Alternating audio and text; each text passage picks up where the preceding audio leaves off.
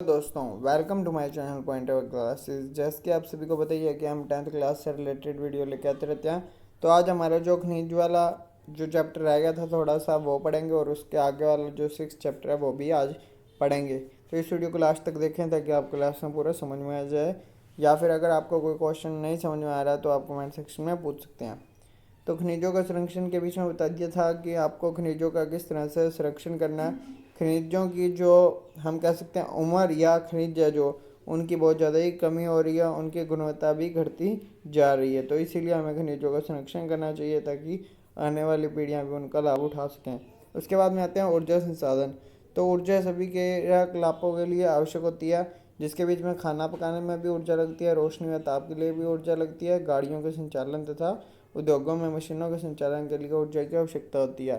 तो ऊर्जा के कुछ संसाधन हैं, जैसे कुछ ईंधन खनिज होते हैं जिसमें कोयला, पेट्रोलियम, प्राकृतिक गैस, यूरेनियम तथा विद्युत से ऊर्जा का उत्पादन किया जाता है। तो ऊर्जा संसाधनों को दो भागों में बांटा गया, एक है परंपरागत और एक है गैर परंपरागत। तो परंपरागत संसाधनों में वे हैं जो कि परंपरा मतलब कि कई टाइम से चले हुए आ रहे हैं, जैसे कि लकड़ी हुआ, कोयला हुआ, पेट्रोलियम हुआ, प्राकृतिक गैस हुई, विद्युत हुई। तो ये सारी की सारी चीज़ें बहुत ही पहले के टाइम से चली आ रही हैं। उसके अलावा गैर परंपरागत संसाधन जिसमें अभी अभी हाल ही में हमें कुछ ही टाइम हुआ है जिससे हम ऊर्जा को उत्पादित कर सकते हैं, जिसके अंदर पवन ऊर्जा, सौर ऊर्जा, ज्वारीय ऊर्जा, भूतापीय ऊर्जा, बायोगैस या परमाणु ऊर्जा शामिल है। एक अनुमान के अनुसार ग्रामीण घरों में आवश्यक ऊर्जा का 70% से अधिक इन दो साधनों से प्राप्त होता है, लेकिन अब घटते वन क्षेत्र के कारण इनका उपयोग करते रहना कठिन होता जा रहा है। इसके अतिरिक्त उपलों का भी उपयोग भी हतोत्साहित किया जाता है। उपलों का मीन्स है जो गाय का गोबर होता है वो।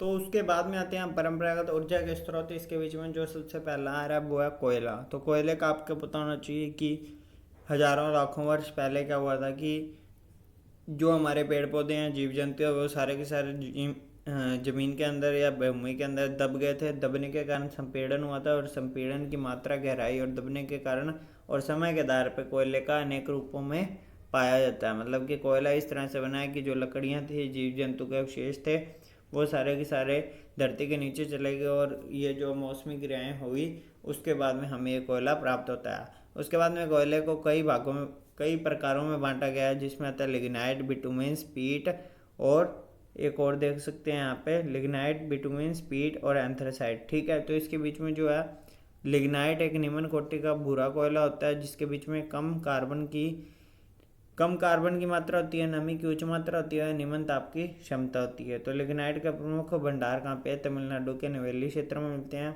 और उसके अलावा गहराई में दबे तथा अधिक तापमान से प्रभावित होने वाला जो कोयला उसको बिटुमेंस कोयला कहते हैं। वाणिज्यिक जो होता है मतलब व्यापार की दृष्टि से ज़्यादा लोकप्रिय है। धातु शोधन में उच्च श्रेणी के बिटुमेंस कोयले का प्रयोग किया जाता है, जिसका लोहे के प्रगलन में विशेष महत्व है, मतलब कि लोहे को पिघलाने में। एंथ्रासाइट जो है वो सर्वोत्तम गुण वाला कठोर कोयला है। तो भारत में कोयला दो प्रमुख भूगर्भिक युगों के शैल क्रमों में पाया जाता है। मतलब कि शैलों का एक क्रम है, शैलें कब कब बनी हैं उसका एक क्रम है, उसके बीच में आपको बता सकते हैं।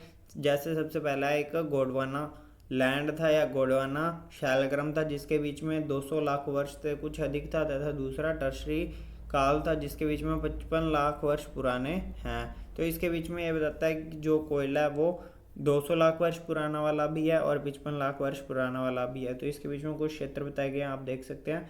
हमारे भारत के अंदर कुछ क्षेत्र है वहाँ पे ये कोयला मिलता है।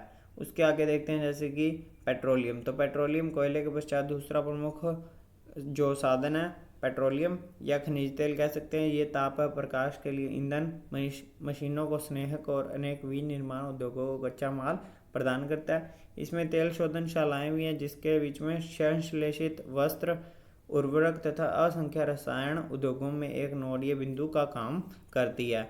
इसके अलावा जो पेट्रोलियम है इसका यूज़ तो आपको पता ही है किस लिए किया जाता है। पेट्रोलियम सैरंध्र और असैरंध्र चट्टानों के बीच ब्रंश ट्रैप में पाया जाता है। तो रंध्र क्या होता है? रंध्र होते हैं कुछ छोटे छोटे छेद, कईयों में छेद होते हैं, कुछ चट्टानों के अंदर छोटे छोटे छेद होते हैं उनमें भी मिलता है, और कईयों में छोटे छोटे छेद नहीं होते हैं। उनके बीच में जो ब्रंश ट्रैप पाया जाता है, मतलब कि एक दरार पाई जाती है, उसके बीच में पेट्रोलियम मिलता है। तो प्राकृतिक गैस हल्के होने के कारण खनिज तेल के ऊपर पाई जाती है। तो जो हमें खनिज तेल मिलता है इसके ऊपर हमें प्राकृतिक गैस भी मिलती है जिसे हम एलपीजी के नाम से जानते हैं।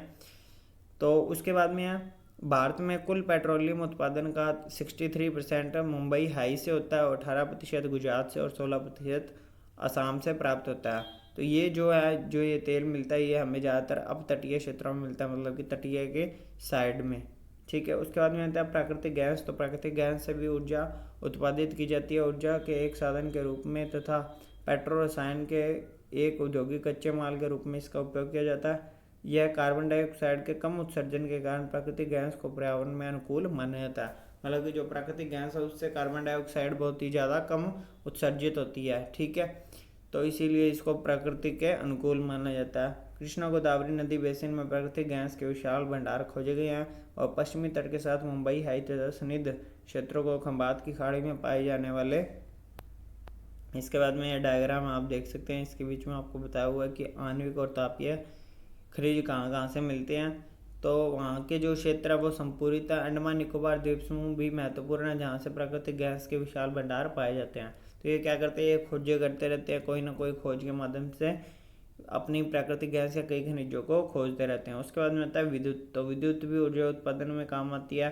तो विद्युत तो मुख्यतः दो प्रकार से उत्पन्न की जाती है, एक प्रवाही जल जो हाइड्रो टर्बाइन चलाकर जल विद्युत उत्पन्न करता है, अन्य ईंधन गैस से जैसे कोयला पेट्रोलियम और प्राकृतिक गैस को जलाने से टर्बाइन चलाकर ताप विद्युत उत्पन्न की जाती है। तो आपने कभी देखा होगा कि जो ये वाटरफॉल होते हैं, ठीक है, तो इनके नीचे टर्बाइन लगा के जितना ज़्यादा जल्दी या जितनी स्पीड से जो पानी बहता है और टर्बाइनों के ऊपर घूमता है तो टर्बाइनें घूमती हैं और घूमने के कारण वो क्या एक बैटरी में बिजली को इकट्ठा कर लेती हैं या हम कह सकते हैं उत्पादित करती है, उससे भी ऊर्जा को उत्पादन किया जाता है। तो इसके अंदर आपको बताया गया बहुउद्देशीय परियोजना है जहाँ पे इस तरह का यूज़ किया जाता है, जिसमें भाखड़ा नागल परियोजना, दामोदर घाटी कॉरपोरेशन और कोपिली हाइडल परियोजना, यहाँ पे ताप विद्युत उत्पन्न की जाती है। ठीक है, तो भारत में 310 ताप विद्युत ग्रह है।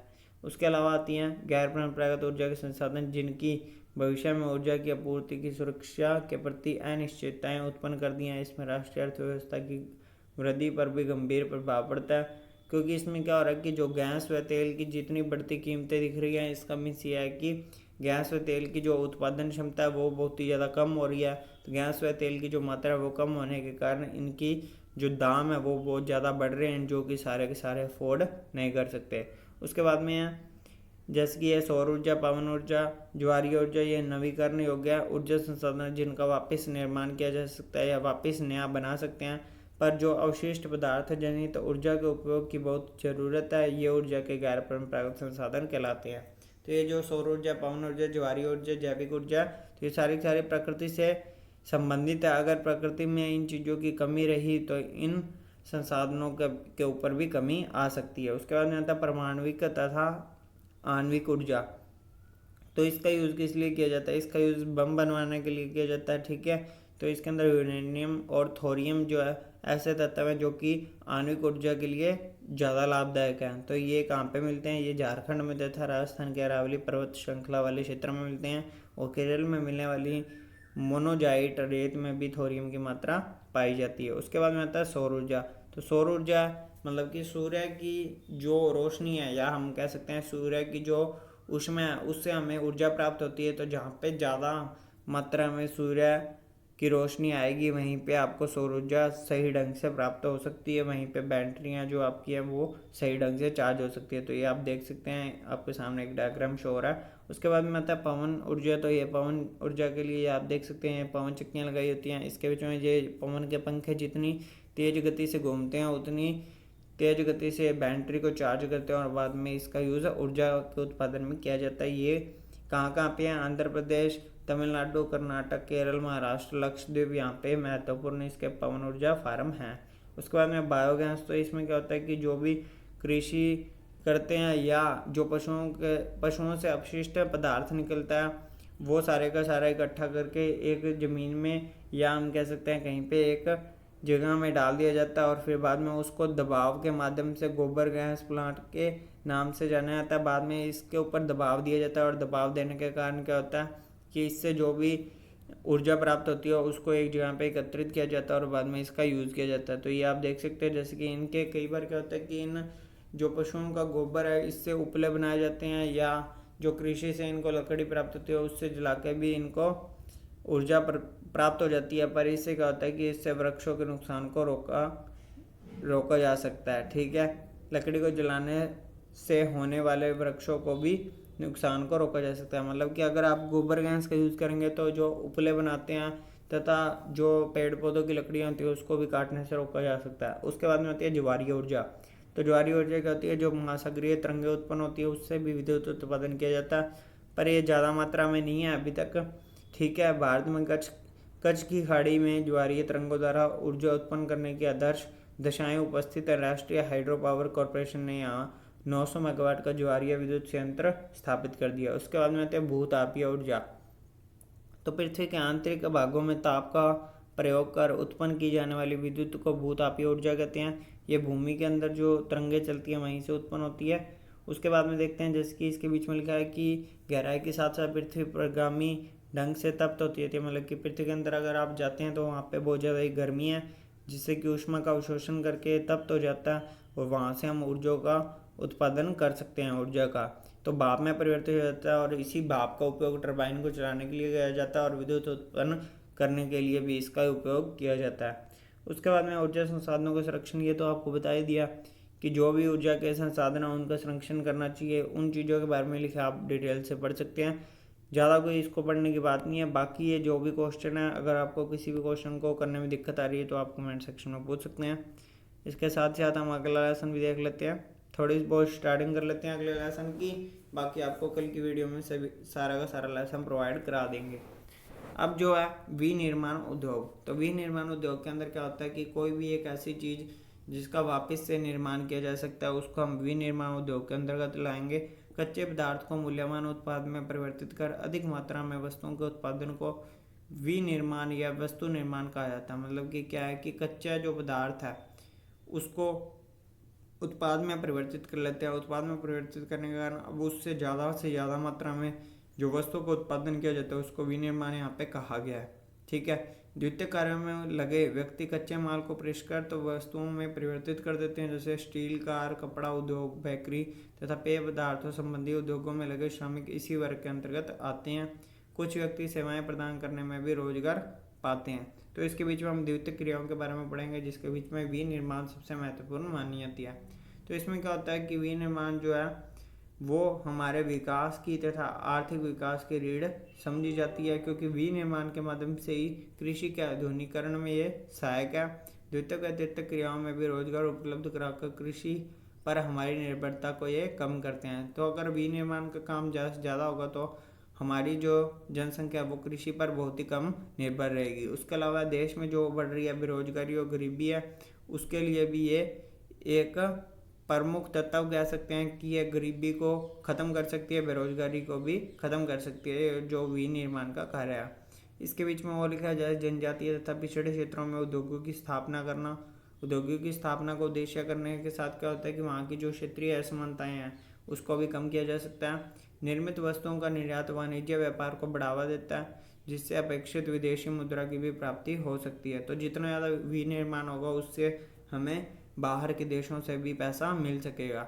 उसके अलावा लिखा है कि कच्चे माल को विभिन्न तथा अधिक मूल्यवान तैयार माल में विनिर्मित करते हैं और भारत का विकास विविध व शीघ्र औद्योगिक विकास में निहित है। तो इसके बीच में ये बताया गया कि जो भी कच्चा माल होता है उससे अधिक मात्रा में उत्पादित की जाती हैं अन्य वस्तुएं ताकि उनको ज़्यादा से ज़्यादा मुनाफा हो सके और ज़्यादा से ज़्यादा पैसे मिल सकें। इसके अलावा कृषि तथा उद्योग एक दूसरे से पृथक नहीं है। कृषि और उद्योग एक दूसरे से जुड़े हुए हैं क्योंकि कृषि से हमें कच्चा माल मिलता है और उद्योगों से हम उसे पक्के माल में परिवर्तित कर देते हैं तथा उसे उत्पादित कर अन्य देशों को बेच देते हैं। ठीक है, तो इसके बीच में यही बताया गया है कि जैसे सिंचाई के लिए पंप, उर्वरक, कीटनाशक दवाइयाँ, प्लास्टिक पाइप, मशीन व कृषि औजार आदि पर किसान निर्भर है, उसी प्रकार विनिर्माण उद्योग के लिए जो कच्चा माल है वो कृषि है, तो जो विनिर्माण का उद्योग है वो कृषि पर निर्भर है। इसी तरह से इन दोनों की आपस में निर्भरता रहती है। तो आज वैश्वीकरण के युग में हमारे उद्योगों को